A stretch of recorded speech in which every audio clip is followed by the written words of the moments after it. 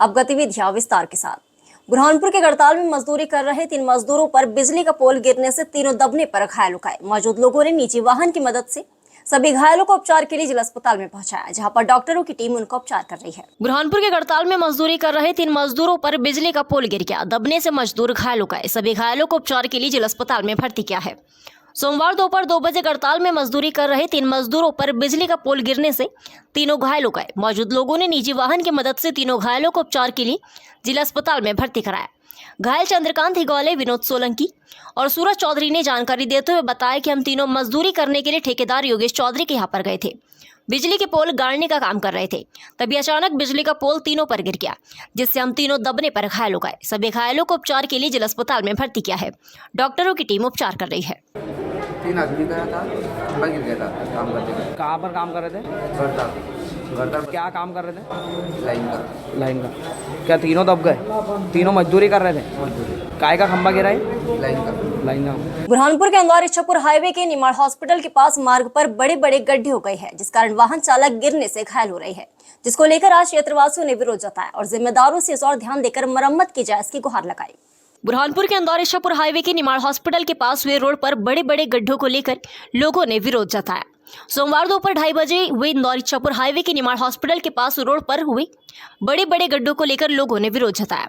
क्षेत्र के अजय रघुवंशी ने जानकारी देते हुए बताया कि इस रोड पर 1 से 2 फीट के गड्ढे हो गए हैं, जिस कारण वाहन चालक गिरकर घायल हो रहे हैं, लेकिन जिम्मेदार ध्यान नहीं दे रहे हैं, जिसको लेकर आज विरोध जताते हुए जिम्मेदारों से इस और ध्यान देकर मरम्मत की मांग की है। ऐसा नहीं होने पर हम आंदोलन करेंगे। भाजपाइयों को क्या है कि सिर्फ जो है खुद के डांस करने में और झूठी बातें करने में और जनता को झूठे प्रलोभन देने में और अखबारों में फोटो खिंचा के ये बताने में कि हम ये काम बहुत जल्दी ही रोड हाईवे बनेगा, 6 लाइन बनेगा, 8 लाइन बनेंगे, पता नहीं क्या क्या लोगों को आश्वासन देते हैं। बाकी मैं उनसे निवेदन करना चाहता हूँ कि सम्मानियों, आप सबसे पहले कम से कम गड्ढे बंद कर दो, तो आम जनता को जो रात दिन की परेशानी हो रही है, आम जनता जो दुर्घटना जो हो रही लगातार, जो जनता के जो परेशानियां हो रही है, इस परेशानी को दूर करो। ये घोषणावीर वाली बातें बंद करके जनता के बीच जाकर यथार्थ पे बात करें। बुरहानपुर सिंधी बस्ती की गोदड़ी धाम से भव्य शोभा यात्रा निकाली गई। शोभा यात्रा में ट्रेन के रूप में बनी झांकी आकर्षण का केंद्र रही। शोभा यात्रा का जगह जगह सामाजिक संगठनों ने पुष्प वर्षा कर स्वागत किया। बड़ी संख्या में समाजजन शोभा यात्रा में शामिल हुए। बुरहानपुर सिंधी बस्ती के गोदड़ी धाम से भव्य शोभा यात्रा निकाली गई। शोभा यात्रा में झांकी आकर्षण का केंद्र रही। रविवार शाम 7 बजे सिंधी बस्ती क्षेत्र में गोदड़ी धाम से भव्य शोभा यात्रा निकाली गई। शोभा यात्रा में झांकी आकर्षण का केंद्र रही। ट्रेन के रूप में भी एक झांकी बनाई गई। समाज के अनिल बदलनी और सागर ने जानकारी देते हुए बताया कि जिस पर महापुरुषों के बैनर पोस्टर भी लगाए हुए हैं।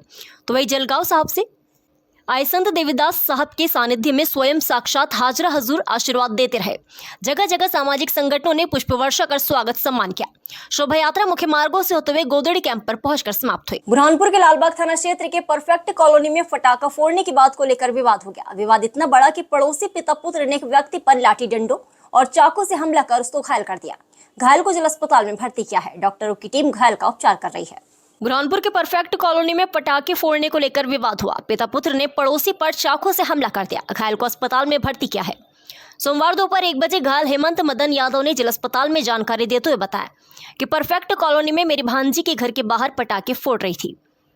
पड़ोस में रहने वाला राहुल और उसका पिता कैलाश आया और मुझसे विवाद करने लगा। मैंने समझाइश दी, इसलिए उन्होंने मुझ पर लाठी डंडे और चाकू से हमला कर घायल कर दिया। घायल को उपचार के लिए जिला अस्पताल में भर्ती किया है। डॉक्टरों की टीम उसका उपचार कर रही है। पुलिस ने घायल के बयान दर्ज कर हमला करने वालों की तलाश शुरू कर दी है। राहुल कैलाश 2 लोगों ने मारा। काय के लिए मारा? ये फटाखा फोड़ रही थी भांजी, तो उसके लिए मेरा वाला 2 बातें हो गई थी।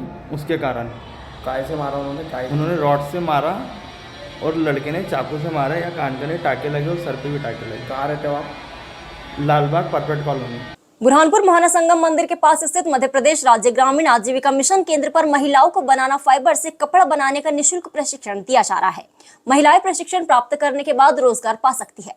कलेक्टर के निर्देश पर यह प्रशिक्षण दिया जा रहा है। बुरहानपुर मोहना संगम मंदिर के पास स्थित मध्य प्रदेश राज्य ग्रामीण आजीविका मिशन केंद्र पर महिलाओं को प्रशिक्षण दिया जा रहा है। सोमवार दोपहर 2:30 बजे आजीविका मिशन केंद्र पर महिलाओं को बनाना फाइबर से कपड़ा बनाने का प्रशिक्षण दिया गया। केंद्र के दिलावर हुसैन ने जानकारी देते हुए बताया कि यहां पर महिलाओं को हैंडलूम पर कपड़ा बनाने का प्रशिक्षण दिया जा रहा है ताकि महिलाएं चटाई सहित कपड़ा बनाकर रोजगार प्राप्त कर सके। 35 महिलाओं की बैच को सिखाया जा रहा है। महिलाएं प्रशिक्षण प्राप्त करने के बाद 200 से 300 प्रतिदिन की आमदनी कमा रही है।